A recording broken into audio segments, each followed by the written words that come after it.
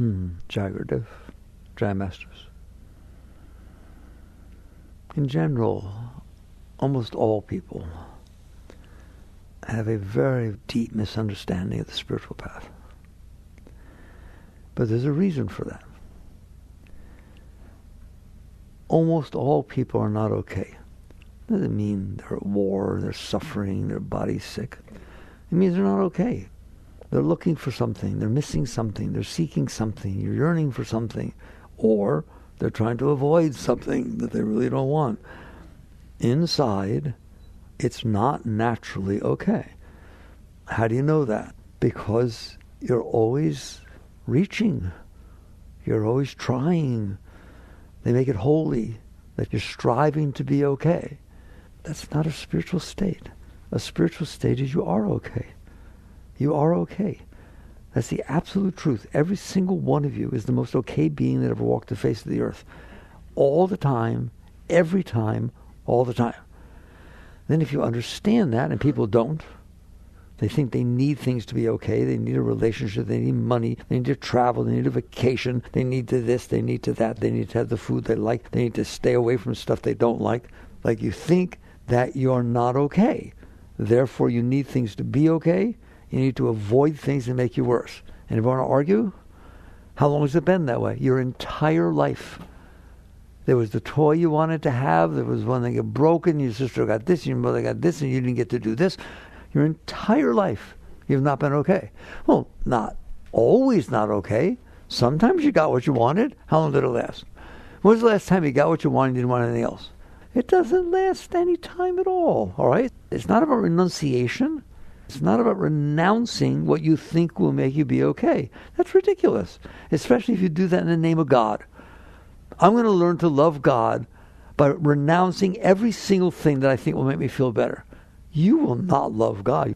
There's not a chance in the world. That's not a natural thing. So you start by looking and realizing, I'm not okay. There's nothing wrong with not being okay. The question is, what do you do about it? Naturally, you're going to try to be okay. It's a natural, instinctual thing. You don't like not being okay. You don't like being lonely. You don't like being scared. You don't like being jealous. You don't like being needy. You don't like being in love if you can't be with the person that you're in love with. You don't like being in love with the person you're in love with is in love with somebody else. Did I get that one right? So it doesn't matter what it is that's going on. You're not okay. Except for those moments where you feel, oh my God, this is what I always wanted. This is working. I would never take that away. That's beautiful. You tell me how long it lasts. I know you've never had a relationship that fell apart. Right? And either because the other person left or fell apart, or you left or fell apart. It doesn't matter. The point is, there was something that was needing inside of you. This seemed to be what made it feel better, and it did for a while, and that's wonderful. Anybody who tells you it's not wonderful is crazy. That's wonderful. You're supposed to feel wonderful. The trouble is, it doesn't last. So the essence of spirituality is as follows. It is saying, okay, I see it. That's witness consciousness. I'm looking in there. He's not okay. She wants people to say what she wants to hear. She wants people to wear not what she's wearing. And she wants people to like what she's wearing. And she likes this and she likes that. She doesn't want to get old. There's things you can't think about. There's things you have to avoid because you're not okay. You're not okay. So the basis and the principle and the foundation of spirituality is as follows. Fine, you're not okay. Don't deny that. People say to me, no, I learned years ago to practice positive thinking. I love positive thinking. It's a wonderful thing to do. However, if you have to do positive thinking all the time, why do you have to do that? Because you're not okay. Because it's negative when you don't do it. Right or wrong? I don't talk against anything. That's a wonderful thing to do instead of settling down to the negativity. But don't ignore that underneath you're not okay. All right? I'll tell you, if you fall into a relationship that really works for you, you become extremely possessive. There's no way you don't become possessive. There's no way you don't care if that person goes away without you, or don't care if they run around with somebody else, or don't care if they're talking late at night on the phone and you don't even know who they're talking to. Do you understand that? There's no way. There's just no way. It's not natural. Why? Because the relationship is supposed to be like that? No. Because the basis of the relationship is I'm not okay. You're making me be okay. Stay right here and behave the way I want you to, and say what I want you to, and do what I want you to. Isn't it natural? Why? Because you're not okay. And this is helping you. Fine. It's wonderful. There is another way to look at it, and very few people do, which is to say, okay, I see he's not okay. Why? Whew. That's as deep as it comes. Not, I am okay, I'll make believe I am. Not, I'm not okay, I want to kill myself, I'm depressed. No. Why is it not okay in here? Why is it not okay in here? But you don't ask that question unless you actually, for some reason, came to understand it's supposed to be okay in there. Listen to me. It's supposed to be okay. Oh, you mean I'm supposed to be empowered with a lot of money and power? I didn't say that. I said it's supposed to be okay inside. It's supposed to be okay inside. That's your natural state. Well, then the question becomes, well, I don't feel that. If that's my natural state, why don't I feel it? That's the essence of your spiritual path. Right there. The day that you ask that, I understand that the great masters, everyone says it. It is really beautiful inside. Why do I only experience that once in a while? Why do I have to struggle to experience it? That is your spirituality. And what you're going to see, if you're wise and you dare to look, is you messed it up. Nobody else did. What do you mean I messed it up? You messed it up. Is that far out? You made it so you don't feel love, ecstasy, bliss, God, joy, fulfillment all the time. Well, how did I do it? Well, first let's start this way. Who else is in there with you? This is called solid ground. You're the only one in there, yes or no? You have thoughts in there that could be your mother or your father or this or that, but those are the thoughts that you stored inside. That's not your mother or your father. They're thoughts that you held inside your mind, and now they come back and haunt you. You've had experiences in the past that weren't pleasant, yes or no? Anybody ever experienced that weren't pleasant, right? You did a very interesting thing with those experiences. You said, oh, the most unpleasant experience I ever had, the traumatic one, I'm going to store it inside of me so it never goes away. You did. But somehow you thought you had to. You do not have to. If it happened 20 years ago, it's not happening again. Why is it still in there for 20 years? The therapist wants to talk to you about it. They use words like coping. Yes, it happened. You have to learn to cope with this. Nothing's perfect. Into every life, some rain must fall. Let's get spiritual, right? The truth of the matter is, something happened.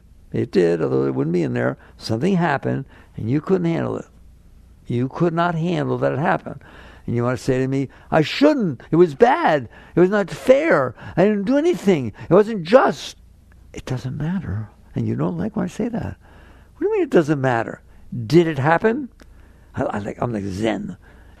Well, if it didn't happen, we wouldn't be discussing it, would we? Yes, it happened. Therefore, it has nothing to do with just or fair or anything like that. It has to do with the fact that it happened. Can you handle that it happened? And the answer is no. I couldn't handle that. So what did you choose to do with it? What you did with it is what Freud calls suppress it. The Buddhists call it clinging. You held on to it. Where? Out here? No, it's not out there anymore. You're not 10 years old with a car accident. Your parents aren't getting divorced. They happen. They're gone. The atoms are doing something else completely, but not inside of you.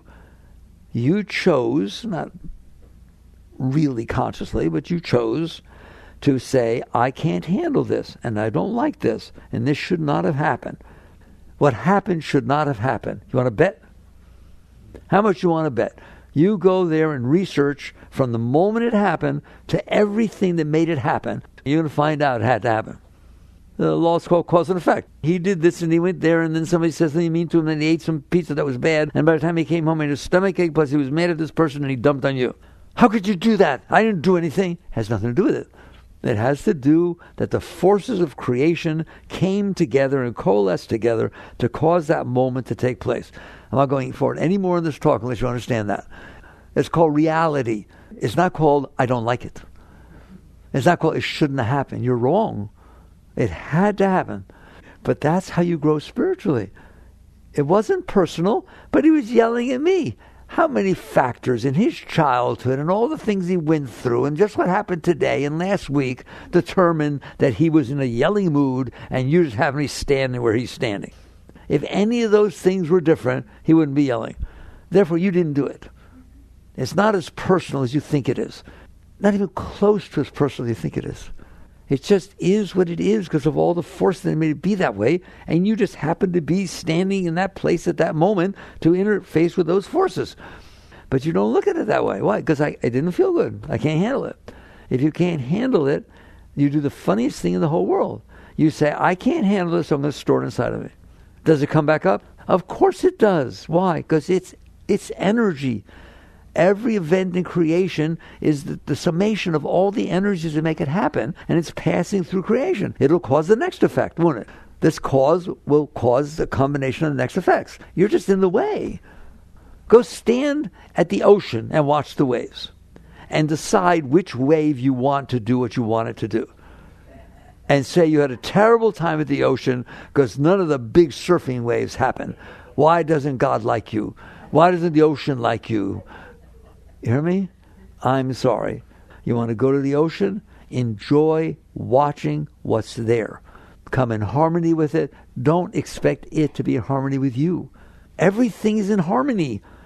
Everything is in perfect harmony, given all the forces that happen before it. And then it causes the next events to happen. But it doesn't look good and I don't like it. I understand. Guess what? It has nothing to do with that. Because it has nothing to do with you. This is spirituality. It's called reality. And your ability to handle reality. Now we'll talk about, is there anything to do about it? That's a separate issue. The first thing that one has to do on the spiritual path is called acceptance, non-resistance. I accept that you said this. Does that mean I have to like it? No, I didn't say anything about liking it. I didn't say about not liking it. I just accept that it took place.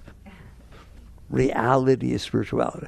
The ability to handle reality is the highest spiritual state. Whatever happens, you're there, you experience it, you learn from it.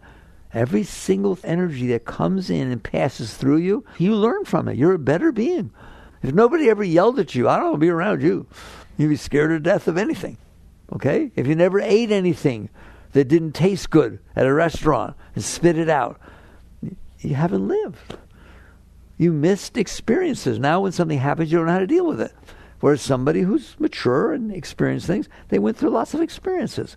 Those experiences are your spiritual growth. Life is about challenges. Life is about, you know what life is about? Life. Every single moment of your life, there's something unfolding in front of you, right or wrong. That's what life's about. Can you honor, respect, appreciate, dance with every moment that unfolds in front of you? I once taught that the highest life you can live is that every moment that passes before you is better off because it did. You raised it. Not you made it be what you want. That's ridiculous. You were done with yourself. Now we're going to take a whole big jump. That's what it means to be selfless. Selfless doesn't mean, I don't want to give you this, but I will. Selfless is, I have no needs. I'm whole. I'm filled with Shakti.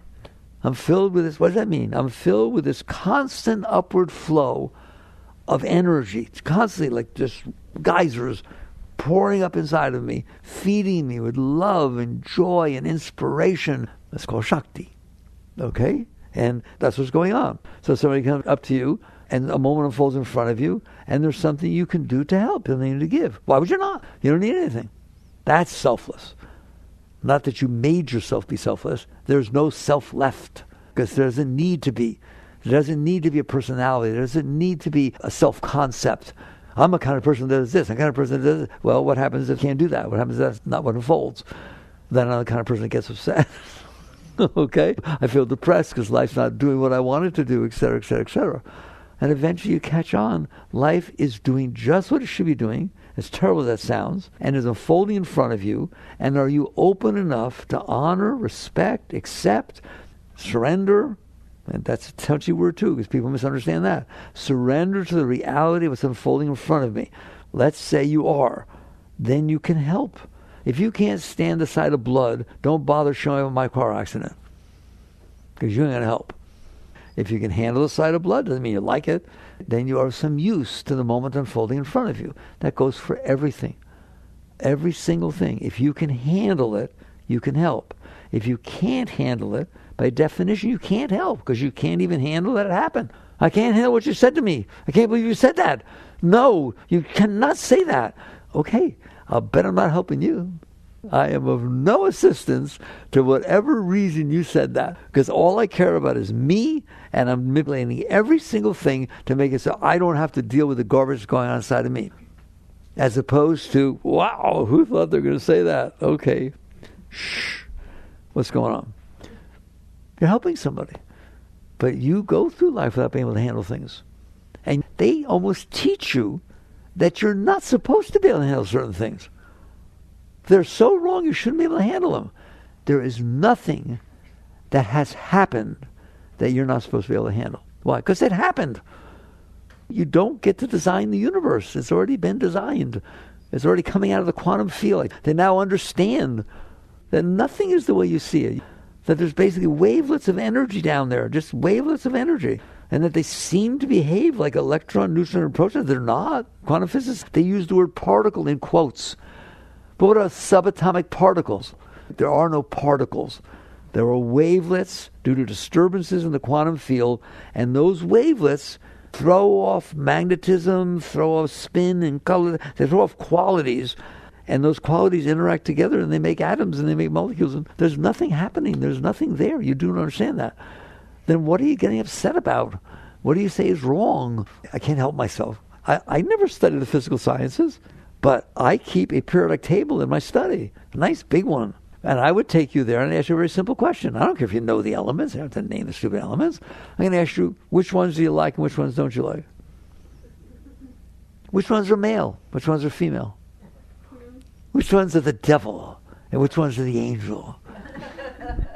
Because every single thing you interact with every single day is made out of nothing but those elements. And yet you like and don't like. That's the issue. The issue is not what happened. The issue is, what are you doing in here? And that's your spiritual growth. What are you doing in here when a moment unfolds in front of you and you get all weird? That's your spirituality.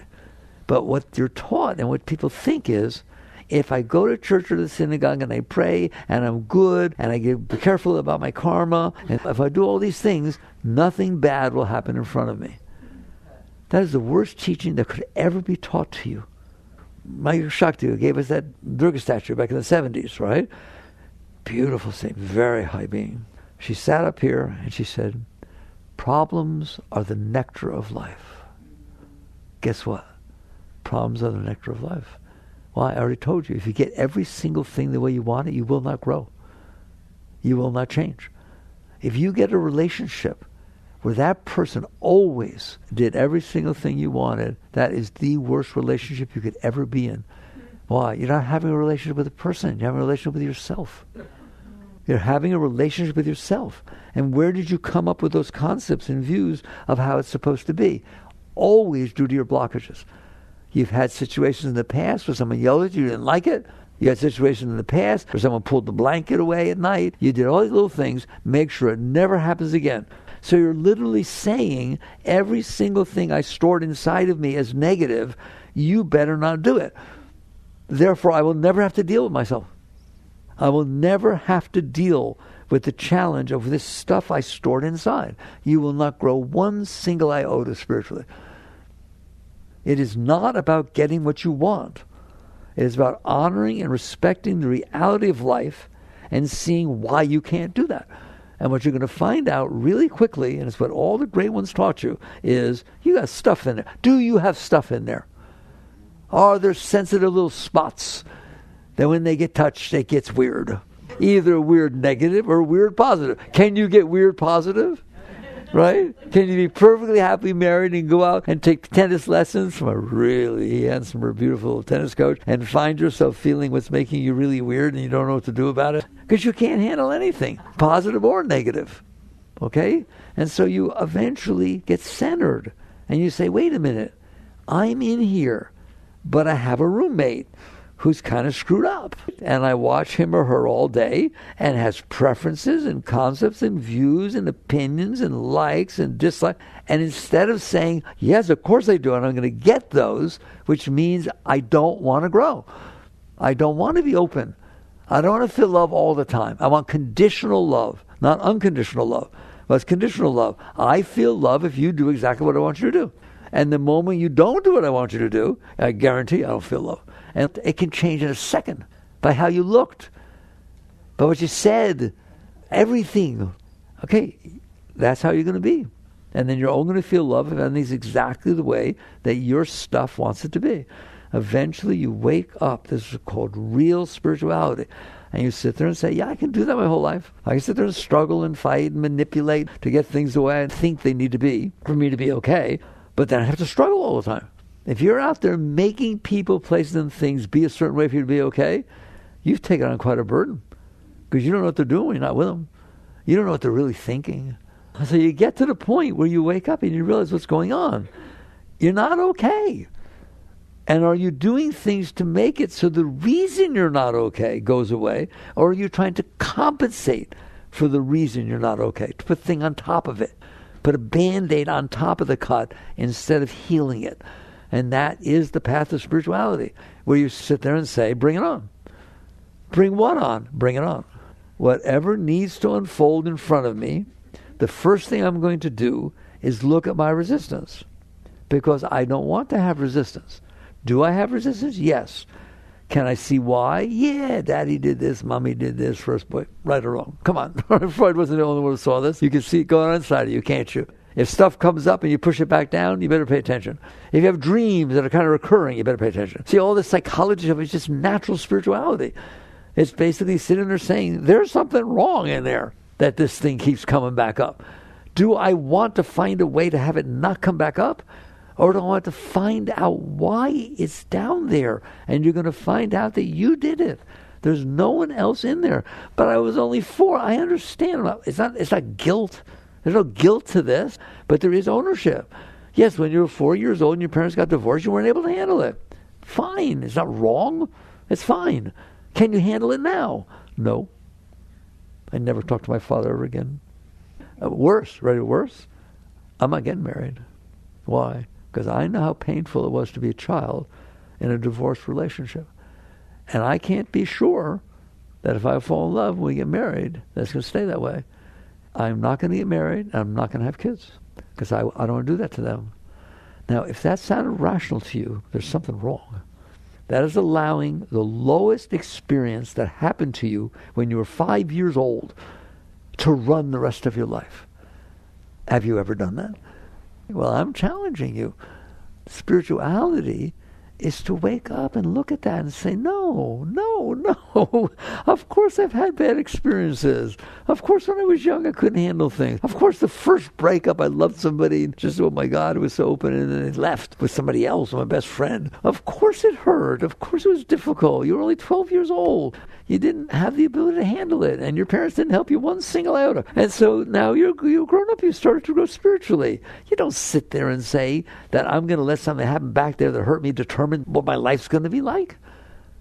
And that's what you've done. Do you understand that? You take all the bad things, you sum them up, you say, I don't want it to happen again. You take all the nice things that happened to you, and I don't want it to happen again, and that becomes your goal in life. That becomes your pulse star. That becomes everything you're trying to do in your life. I'm telling you, you can do it. It's fine. It's not spiritual.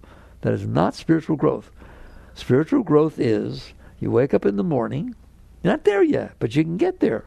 You wake up in the morning, and this is what it's like when you wake up in the morning. You know what it's like when you wake up in the morning.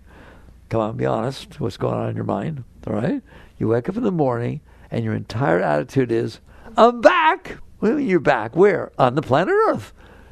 How about you? Do you wake up on the planet Earth or Mars or Saturn? There I am. I told you. If you're wise, and someone says, what'd you do today? You know what you answer? A 360. Because that's what you did. You rotated on your axis of the planet. And that's all that happened. The minute you get off this planet and that overview effect the astronauts talk about, you look at that thing, it's just down there spinning through empty space. Black, dark, empty space. If you think anything more happened today except a 360, which has happened for 4.5 billion years every single day, nothing happened today. You got so picky. Oh my God, somebody beeped at me. I just sat for a minute looking at my phone. They didn't have to do that. Oh my God. Having fun yet? No. I told you, you're doing it. So you wake up in the morning, I'm back, it's exciting. You know what your meditation in the morning is? Guess what's going to happen today, Mick? Things are going to happen in front of you. No, yes. Things will happen in front of you. That's why you have senses. So it can pick up the things that happen while the planet was spinning around. Can I pick up everything? No, you pick up nothing. You pick up this piece of sand's worth of stuff at a given moment. All right? Okay. I'm going to handle it. I'm talking to you deep tonight. That is your spiritual path. I am going to handle what unfolds in front of me on the planet Earth, which is like, the Earth is not very big. I told you. 1.3 billion Earths fit inside the sun. I'm repeating that to you. 1.3 billion Earths fit inside the sun. And the sun is one of approximately 300 billion other stars in one galaxy. So how important is it that what unfolded in front of you in that little speck of moment in Einstein's time-space continuum, how important was that event? I'm talking honestly to you. It's nothing, is it? It's statistically insignificant. It's completely insignificant. But boy, did it mess you up. And at some point, you look at that. You're intelligent people. At least use your scientists for what they're good for. Today, scientists are your priests. Because they not only said that it's a drop of sand, not even a piece of sand that happened to you, but it didn't even happen. If you go drill down to the quantum field, it didn't happen. There's nothing happening. There's nothing there. Yogis taught you that thousands and thousands of years ago. There's just light dancing. And that's what they found down there. Okay? So you look at it any way you want. But don't look at it through this ridiculously personal lens that says the following. And I know you're embarrassed if I say it. I am the center of the universe. And things are supposed to be the way I want. So basically, you catch on that what has happened is you're not okay. And so you keep grabbing and clinging and trying to get things. You're drowning. You try to get things that will make you feel better. And now that became your life. Just the things that you could grab onto, the floating things that are going by, and you cling to them or push them away. You're it. You're it. You're the center of the universe. But you know you're not. You're not even close. Like the people before Galileo think that the Earth was the center of the solar system. The sun and everything else orbit around the Earth. You beat them to pieces. You think the whole thing circles around you. Don't you? Every time you say that shouldn't have happened. Based on who? Me. That should have happened. Why? Me. It's pretty funny, isn't it? Okay? But most people can't hear it. I'm very proud that you're willing to sit here and listen to truth. And so your spiritual path is the distance between this absurdity of making your ego the center of the universe, which it is not anything even close, is completely meaningless, and then finding out that I can wake up in the morning, be completely open, interact with the moments unfolding in front of me. That's not even enough. I'm telling you, I've been at this for a long time. Yes, wouldn't it be wonderful that you stop suppressing these things and stop doing that stuff? Yes, it would, but that's not enough. That moment, okay, take a breath. That moment that unfolded in front of you is not just something to tolerate and handle. Okay, I can handle it. That's nice. I'm glad you can handle it. It is precious. Why would it be precious? Because you only experience a certain number of moments in your life. Guess what happens to the rest of life? You miss it. Any moment you're experiencing, like this one right now, big, holy, special moment, first of all, every one of you are looking from a different angle. You're all experiencing a different moment, are you not? How many moments are you missing that are going on in Gainesville, that are going on in Florida, that are going on in the United States, that are going on the planet Earth? Take an estimate. Let's do a fraction. What percentage of the moments that are going on right now are you experiencing? 0.000000000 to the minus 1 billion, if you know scientific notation. And you think this moment is so important. It's not. It's just another moment in creation that had causes that caused it to unfold. Well, why was I there? There were causes why you ended up there, and there are causes why the moment ended up there. And eventually you'll look at that and say, wait a minute, you mean to tell me that my life, my entire life, is made up of a pearl necklace of those moments that I'm experiencing? Who else experienced the moments that you experienced so far? Say nobody. Nobody. OMG. You're the only one experiencing this exact moment. And when you walk out, not everybody else is going to have the same shoes you have. Not everybody's going to go to the same car. And nothing's going to happen ever again the same to you guys. So even as close as it is, you could say he had this moment. He didn't. But every moment you're having is unique. And no one else is seeing it. And no one else ever has, and no one else ever will. It will never happen again. So the moment is precious. The moment is sacred. The moment is a gift from God for you to experience. You're the most unique thing there. Only you get to experience that moment. Did you ever think of that? No, you're too busy judging the moment in terms of whether I like it or not. Now you're talking for the depth of spirituality. It is not just a matter of being able to accept. Yes, you have to accept. Yes, you can understand, you appreciate, whatever. But the day that you look out and you say, I only have a certain number of days that I'm going to live, and I'm having a special experience every single moment. It's a sacred experience. And you actually start to love it. But what if I don't like it? Well, you look at it and say, wow, was that challenging? You will come to the point where you take the most difficult moments of your life and you realize they help shape your life in a beautiful way if you let them.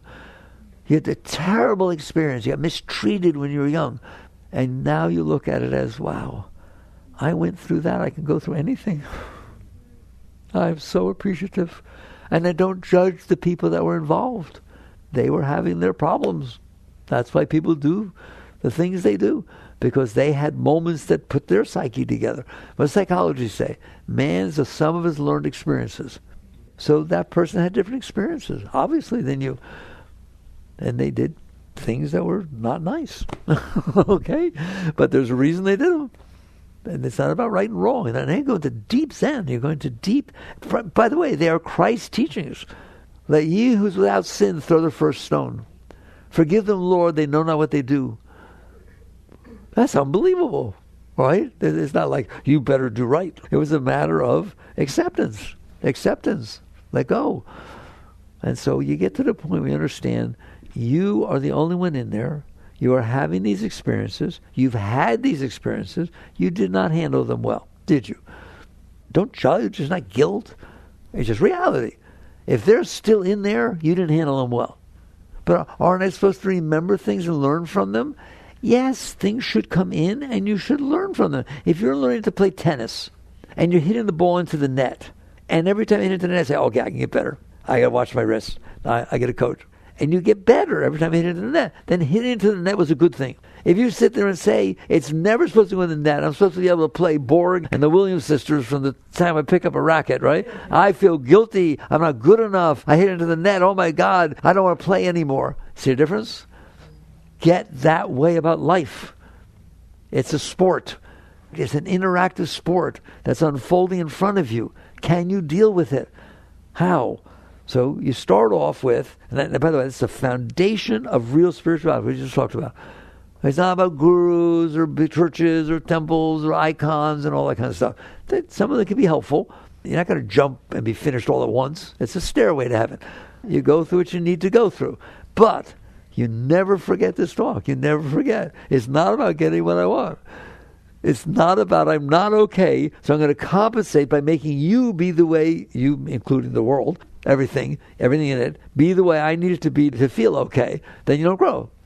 Here, I'm trying to play tennis. I've noticed I have a good forehand, and my backhand sucks. All right? I want a coach that only hits forehand. Well, why would I want to be embarrassed and have it into the net? People are watching. There. Am I getting across? That's what you're saying to God. You're saying to God, oh, I don't think I can handle this. Don't do it. Instead of, give me the strength. I want to be able to handle things. So help me handle them. Not don't do them. Do you understand that? If you get sick, isn't sick terrible? No, sick is a thing that happens to bodies.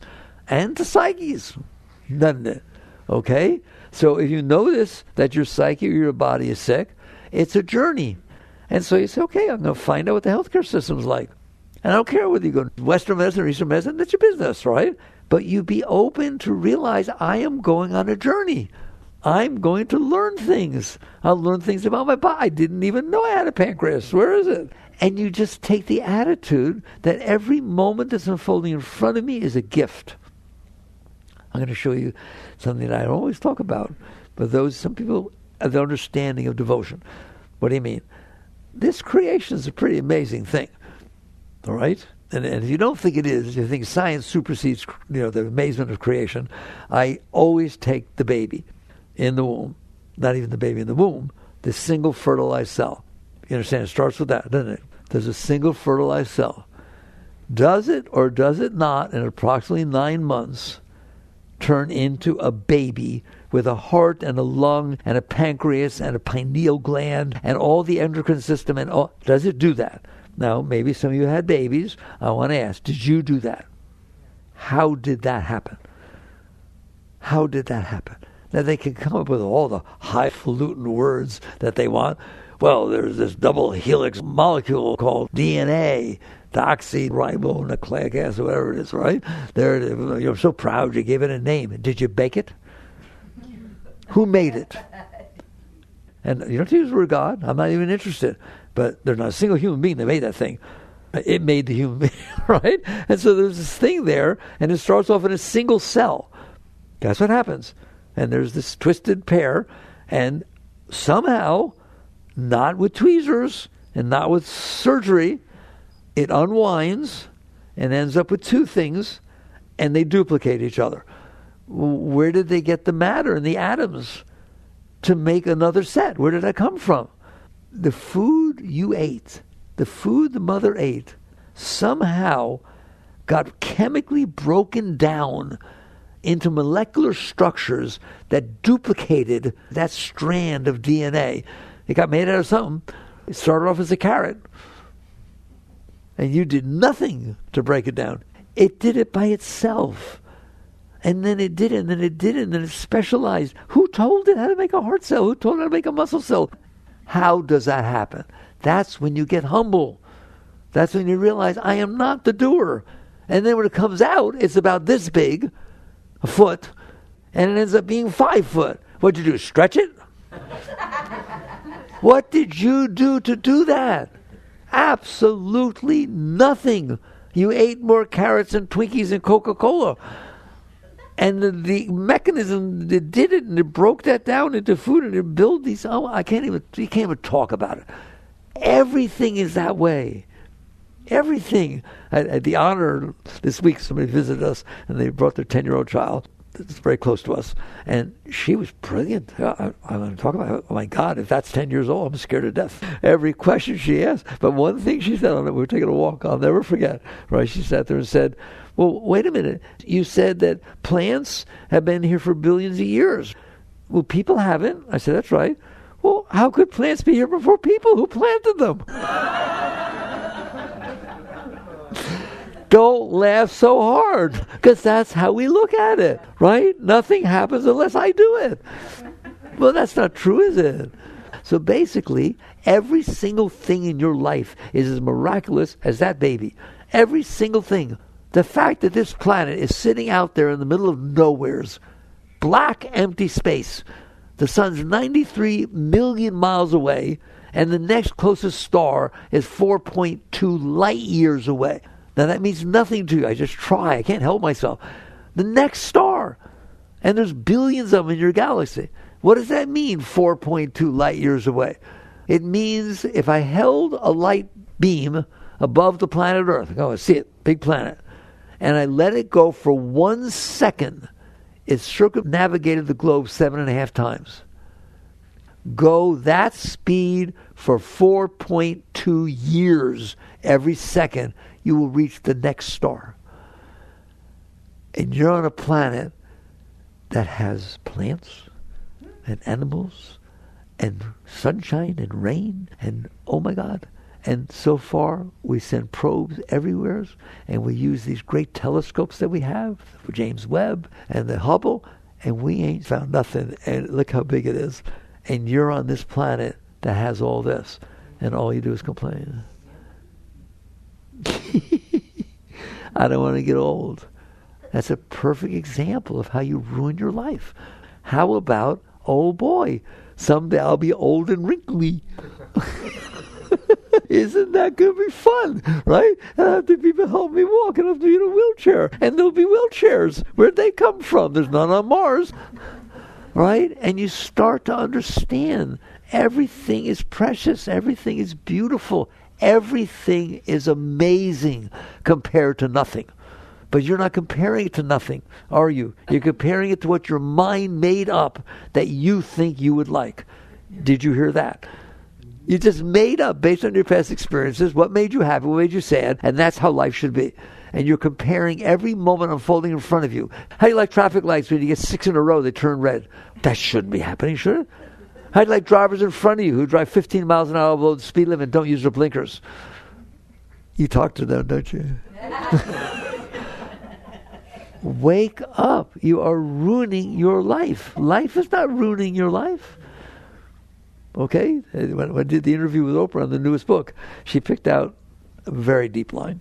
It said, the moment in front of you is not bothering you. You are bothering yourself about the moment in front of you. How about we stop doing that? That's your spiritual growth. How? That's your spiritual growth. How to stop complaining all the time. How to stop comparing everything against your past suppressed stuff. And instead sit there and say, I must mention to you that I've come to look at it, but you don't have to, is consciousness, the divine consciousness that created everything, made artwork. The planet Earth is really special. And he or she wants to experience the moments. You make art, you want to look at it. John makes pottery, he admires it, right? So the divine created the universe and wants to look down into it, like you look down into your dreams. And guess what?